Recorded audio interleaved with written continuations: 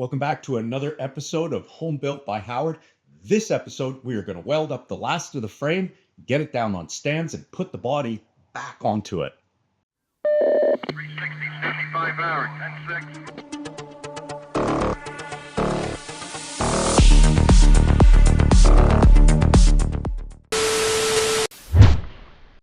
If you're new here, this is my TR6 Restomod project where I'm taking all of the internals from BMW 135 and stuffing them into and onto a custom chassis and totally rebuilt Restomod TR6 body thing that I'm doing.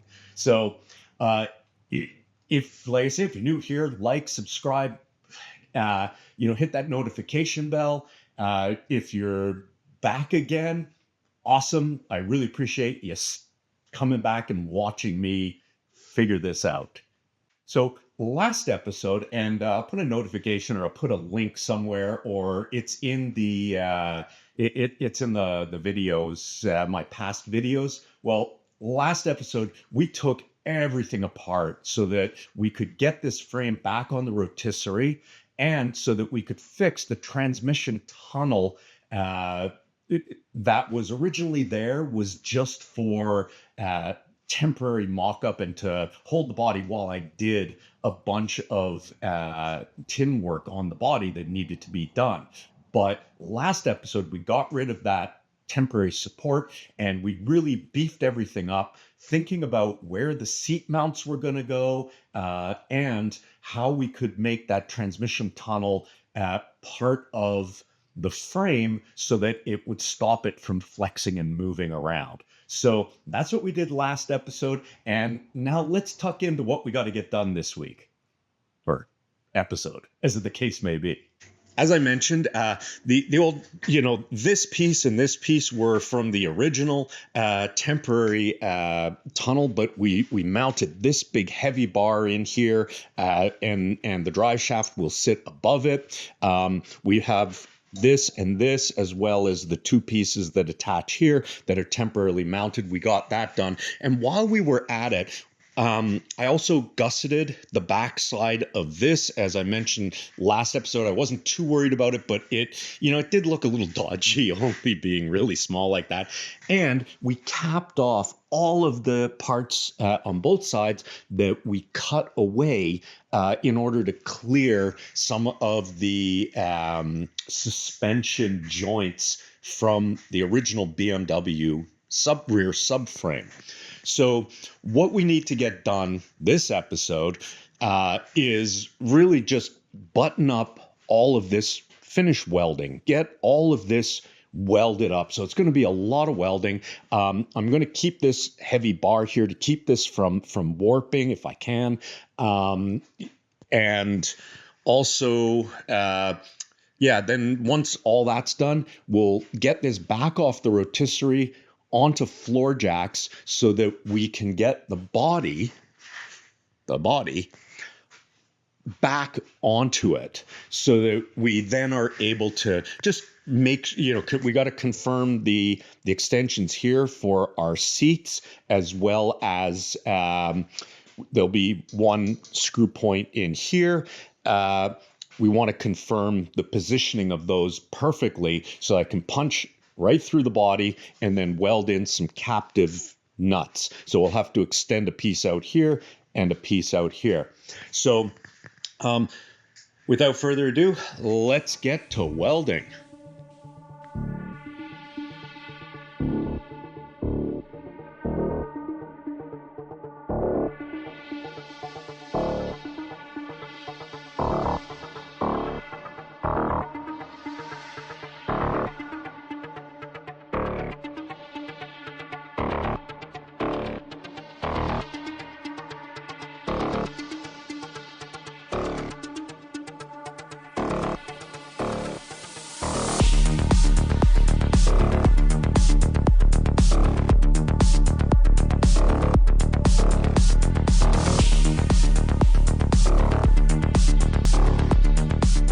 That was a lot of welding today. That is like a whole day of welding, and I still have a bit to get done. I got to fill those big holes over here, from where I just eyeballed cutting. Everything that I had laser cut was beautiful. Anything that I was able to get measurements from worked out really nice. But stuff that I was kind of eyeballing, yeah, close, but no cigar. So we now have all of that welded up. As you noticed, I don't know, how well it shows up on the thing, but I was going, back and forth and doing other sides and this and that in order to get everything to keep, when it cools, it shrinks and it pulls, right? So, I pull one way, I pull the other. And I kind of worked my way, this and this were really secure. And if you notice, what I did is I welded across the top of this here in order to keep this. So when I welded this, that it wouldn't pull like this because it was, well gusseted. Likewise with this being triangulated, when I welded here, it really didn't have anywhere that it could, pull in, pull out. And the same, with these welds here, although it wanted to shrink this way, it's pulling heavy on this, and this was welded already. So I'm really happy about that. This part here actually stayed nice and flat because I had that big heavy bar there. And again, I welded it back and forth, side to side, so that, and then I let it cool for a long time. So, kind of relaxed and locked itself in. So really looking at this, there's some more that I need to put in.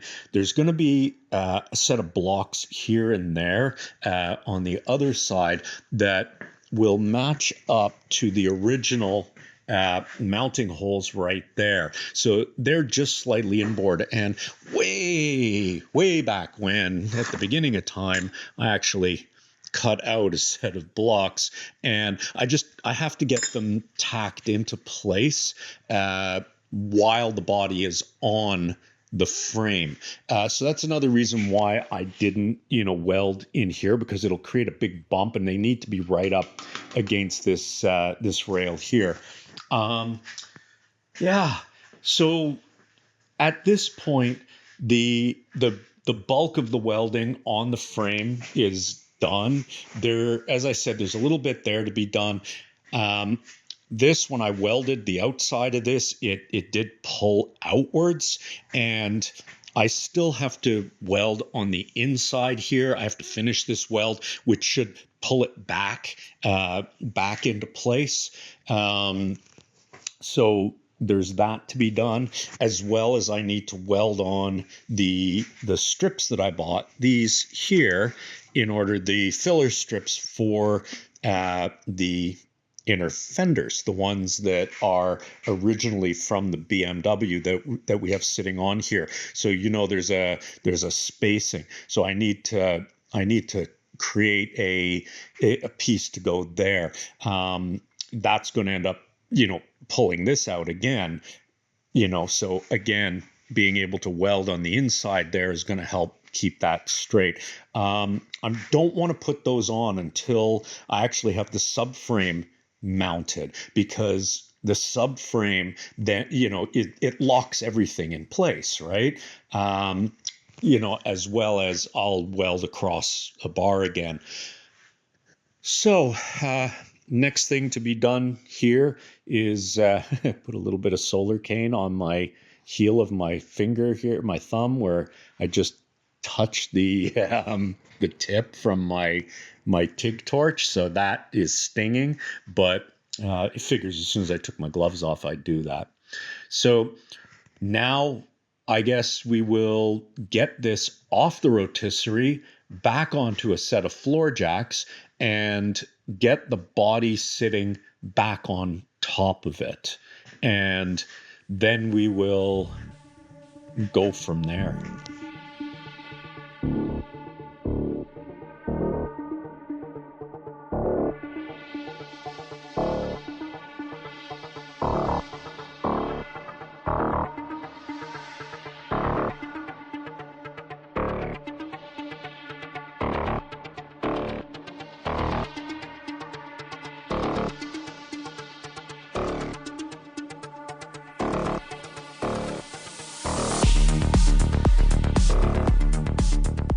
right, so we have the body back on our frame. Everything looks good. It actually stayed straight, which is terrific. I took a measurement from the outside to the outside of that piece, and it's where it's supposed to be, which is great. You saw that I just put one bolt in each there just to get it. Just to tie it into place, to lock it down. I also took a measurement from this face to the tip of the sills on either side, and we are exactly the same here. And then I took a measurement from the inside of the fender to here, and I'm about a 32nd off. So, like it says a 16th of an inch, so I'd only have to move it a 32nd. But, that is, again, is just positioning. It's, when I go to weld this body to this frame, I will make sure that it is exactly front and back where it's supposed to be. Right now it is, and that it's lined up perfectly. But I mean, 32nd of an inch for a car that was built in the 60s, and is completely taken apart, just held with some metal cross bracing. I'd say that's pretty good, especially since we tore out both sills and most of the bottom of the uprights, et cetera, et cetera. So I'm not going to complain about that. The likelihood is the first time I hit the accelerator, stomp on this thing with the amount of horsepower it's going to have, it's going to tweak well out of spec. Anyway, so yeah, I'm pretty happy with this sitting the way it is. Okay, just gonna figure out what we got to do here. As I mentioned, there's these mounting points that were on the original body, and as you can see, they're the one of the support beams here for the frame is kind of halfway, and that's what I made these little pieces for, that they would will actually go in there and give me something to properly attach to, being vertical rather than on an angle. So those need to be tacked into place.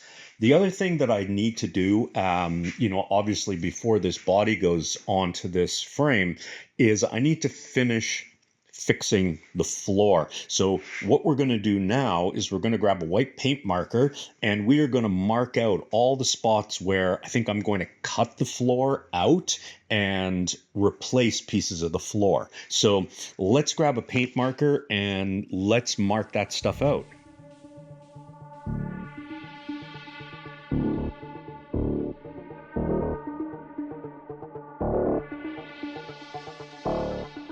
Well, I just don't even know what to say. Like, granted, okay, there's some big spots up the front there, where your heels sit, which you would expect to rust out. And then there's the plugs, right? The fairly standard holes that they put in. I have a couple more that still have the rubber grommets in them. And then there's the seat mounts, those have to be done. But the rest of these screws or holes, it's like somebody used a freaking nail gun to hold the carpeting down or something. This is just ridiculous. It's like Swiss cheese. I'm figuring most of those pinholes I'll be able to just scrape clean up, and then I'll just MIG weld them. I'll give them a zap with the TIG welder. So they shouldn't be too bad to take care of.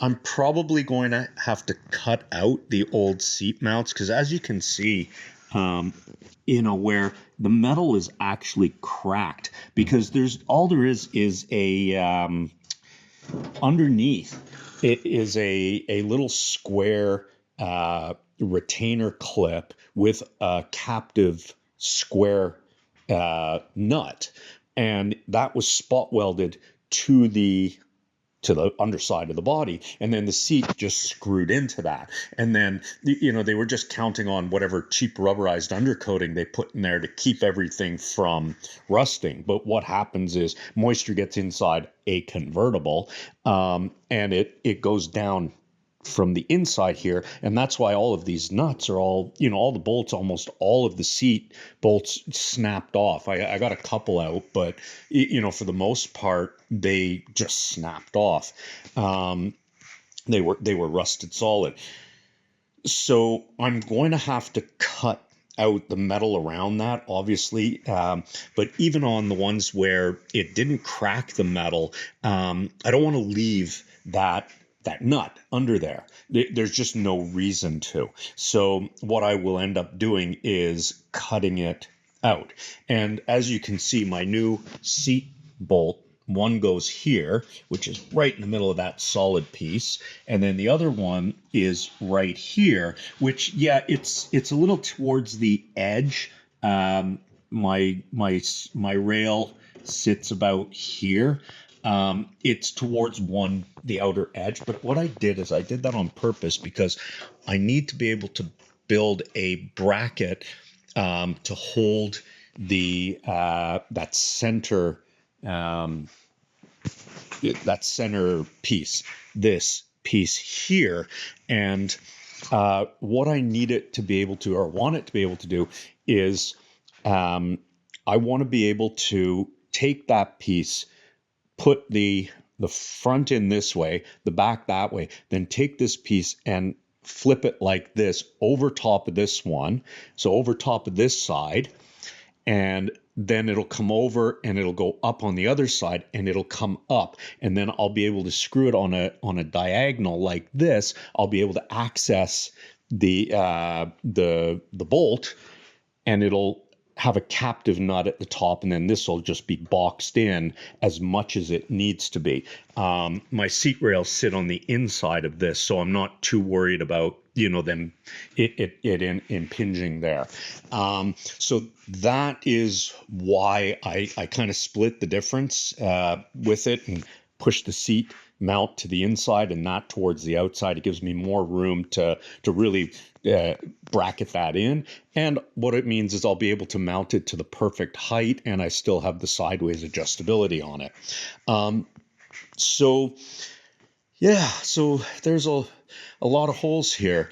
In the trunk, which I haven't really talked at all about, there's a really big hole that I had to cut out for the suspension. Now, I've mentioned this before, and I think what I'm probably going to end up doing is filling this area here with a gas tank.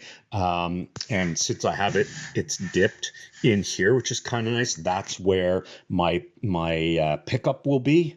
So it'll sit right in the middle here. And then as you see, this is for filling it. And what I'll be able to do is bring that pretty much straight down into the top of the gas tank, and I'll make the top of the gas tank flush with the floor, which would be nice. So I'm probably going to have to make a custom aluminum tank for this. I did keep the original BMW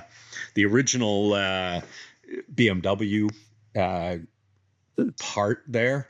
I'm going to use the Triumph gas cap, but I want to see, this has the air pieces, it's got those sort of that trigger. So I want to see if I can use the mechanical part of this that's modern, attach it to the Triumph, pop up cap, which is really nice. And then I kept the part where it stops people from getting in. So what I'll have is old Triumph, new BMW, custom aluminum connector with a pair of rubber isolation parts, or maybe just one at the top or one at the bottom. And then the sort of spring thing that stops uh, stops the somebody from feeding the hose down and stealing your gas. So anyway, yeah, so there is that. So what I want to be able to do is actually keep this as square as possible, so that I don't have any weird custom crap that I got to do on the gas tank itself. So that's where we're at right now. So next up is, I don't know, is probably saying that I got to be done for now, because I've run out of time. Well, like I said, that is all the time that I'm going to have this episode to work on this. It's a bit shorter of an episode. It seems like we didn't get a lot done, but there was a lot of welding. That welding took me the whole, like, 2 days to do. It was ridiculous amount of welding that just needed to be done, and it needed to be done slowly and precisely, so that I didn't get a lot of warpage. So you saw me doing some short runs, and just working from side to side to try and keep things moving back and forth, out of position then back into position as it got heated up and it cooled down and shrunk. Um, you know, the the next, I'm looking at this floor and thinking, yeah, the next thing I really need to get done is getting the remainder of the hidden parts of the body cleaned up and done. So likely that's going to be next, but that's it for today, for this episode. Thank you so much for sticking around. I really appreciate it. Like, subscribe, and hit that notification bell. And again, if you get a chance, hit the Hornetic link and order one, and it's going to help me to keep working on this car, etc. Because I'm sponsoring myself. So anyway, thank you very much, and we'll see you next time.